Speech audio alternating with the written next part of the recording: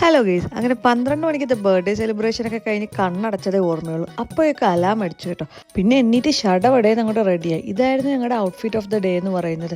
വെളിയിൽ ഇറങ്ങിയപ്പോഴാണ് അടുത്ത twist. Google നമ്മളെ ചതിച്ചു ഗെയ്സ്. ക്ലൗഡി ആണെന്ന് മാത്രമേ പറഞ്ഞിട്ടുള്ളായിരുന്നു, പക്ഷെ ഇറങ്ങിയപ്പോൾ തൊട്ട് മഴയായിരുന്നു. പിന്നെ ഒന്നും നോക്കിയില്ല, ഊബർ ബുക്ക് ചെയ്ത് റെയിൽവേ സ്റ്റേഷൻ പിടിച്ചു കേട്ടോ. ട്രെയിൻ ആസ് യൂഷ്വൽ ഓൺ ടൈമിൽ വന്നിട്ടുണ്ടായിരുന്നു. അങ്ങനെ നമ്മുടെ ജേർണി സ്റ്റാർട്ട് ചെയ്തു കേട്ടോ. ആക്ച്വലി നമ്മൾ വേറൊരു ലൊക്കേഷനിൽ പോകാനായിരുന്നു പ്ലാൻ ചെയ്തത്, ബട്ട് ചില സാങ്കേതിക കാരണങ്ങളാൽ നമ്മൾ ആ പ്ലാൻ ഡ്രോപ്പ് ചെയ്തു കേട്ടോ. എല്ലാ പ്ലാനും സക്സസ് ആകണമെന്നില്ലല്ലോ. അങ്ങനെ കൂലംകൃഷിതമായ പല ചർച്ചക്കും അന്വേഷണത്തിനും ഒടുവിലാണ് കേട്ടോ നമ്മൾ ഈ ഒരു ലൊക്കേഷനിൽ വന്നെത്തിയത്. നമ്മൾ എവിടെയാണ് പോകുന്നതെന്ന് പറഞ്ഞില്ലല്ലോ, നമ്മൾ യോക്കിലാണ് കേട്ടോ പോയത്. പിന്നെ നമ്മുടെ ഫസ്റ്റ് പ്ലാൻ എന്ന് പറയുന്നത് ബ്രേക്ക്ഫാസ്റ്റ് തട്ടുക എന്നുള്ളതാണ്. അങ്ങനെ എവിടെ നല്ല ഒത്തൻറ്റിക് ആയിട്ടുള്ള ഇംഗ്ലീഷ് ബ്രേക്ക്ഫാസ്റ്റ് കിട്ടുമോ എന്നുള്ള റിജോയുടെ അന്വേഷണം വന്നു നിന്നത് ഈ ഒരു ക്യൂട്ട് കഫേയിലാണ് കേട്ടോ. അന്വേഷണം എന്തായാലും പാകമായില്ല കേട്ടോ. കിഡിലും ബ്രേക്ക്ഫാസ്റ്റ് ആയിരുന്നു. ഒക്കെ രണ്ടുപേർക്കും ഒത്തിരി ഇഷ്ടമായി. കൂട്ടത്തിൽ അവരുടെ ചീസി ലെമൺ പൈയും കൂടെ ട്രൈ ചെയ്തായിരുന്നു കേട്ടോ. പിന്നെ നമുക്ക് പ്രോപ്പറായിട്ട് ഒരു ഐറ്റിനറി ഇല്ലാത്തതുകൊണ്ട് എവിടെ പോകണമെന്ന് ഒരു വെപ്രാളവും ഇല്ല. ഫുൾ ഫ്രീ ആണ്, വളരെയധികം ടൈം ഉണ്ട്. ബിക്കോസ് നമ്മൾ ലാസ്റ്റ് മൊമെന്റിലാണ് കേട്ടോ യോർക്ക്ഷയർ ചൂസ് ചെയ്തത്.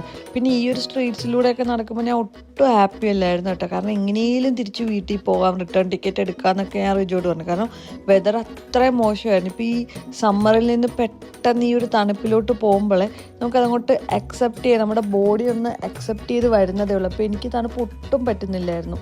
പിന്നെ റിജോയുടെ കട്ട മോട്ടിവേഷൻ കൊണ്ട് പിടിച്ചിരുന്നതാണ് കേട്ടോ. പിന്നെ ഞങ്ങളുടെ ഈ ബാക്കിൽ കാണുന്ന ഈ ഒരു സ്ട്രീറ്റില്ലേ, ഇതാണ് കേട്ടോ Shambles street. This is one of the best medieval shopping streets in Europe ആണ് കേട്ടോ. ഈ സ്ട്രീറ്റ്സ് കണ്ടാൽ പറയുമോ, പണ്ട് ഇത് ഫുള്ള് ബുച്ചേഴ്സ് ആയിരുന്നെന്നും മീറ്റ്സ് ഒക്കെ ഇങ്ങനെ സൈഡിൽ ഹാങ് ചെയ്തിട്ടുണ്ടായിരുന്നെന്നും. ഒരു ലേറ്റ് 90th അല്ലെങ്കിൽ ഒരു ഏർലി 20th സെഞ്ച്വറി ഒക്കെ ആയപ്പോൾ ആ ബുച്ചേഴ്സ് ഒക്കെ കംപ്ലീറ്റ്ലി ഡിസപ്പിയർ ആയി കേട്ടോ. പിന്നെ ഇപ്പം ഇതൊരു ഫേമസ് ടൂറിസ്റ്റ് സ്പോട്ടാണ് കേട്ടോ. ഈ സ്ട്രീറ്റ്സിന്റെ രണ്ടറ്റത്തിലും ഒത്തിരി കാഫേസും ഗിഫ്റ്റ് ഷോപ്സും ബൊട്ടീക്സും അങ്ങനെ കുറേ ഷോപ്സ് ഉണ്ട്. നമുക്ക് ഒത്തിരി ഷോപ്പിംഗ് ചെയ്യാൻ കേട്ടോ.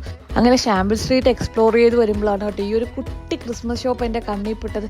നോക്കി എന്ത് ഭംഗിയാ കാണാനായിട്ടോ. അപ്പം തന്നെ ഞാൻ എൻ്റെ ഫ്രണ്ട് ടാനിയെ വീഡിയോ കോൾ ചെയ്ത് കാണിച്ചു കേട്ടോ. അവളും സെയിം എന്നെ പോലെ ഒരു ക്രിസ്മസ് പ്രാന്തുള്ള ഒരാളാണ്. ഇനി ക്രിസ്മസ് ആകാൻ അധിക ടൈമൊന്നും ഇല്ലല്ലോ, കുറച്ച് ഡേയ്സ് അല്ലേ ഉള്ളൂ. ഇങ്ങനെ ഒരു ക്രിസ്മസ് ട്രീ ഫ്യൂച്ചറിൽ വാങ്ങിക്കണമെന്നാണ് കേട്ടോ എൻ്റെ ഒരു ആഗ്രഹം. എന്തായാലും ഞാൻ ഒരെണ്ണം വാങ്ങിക്കും.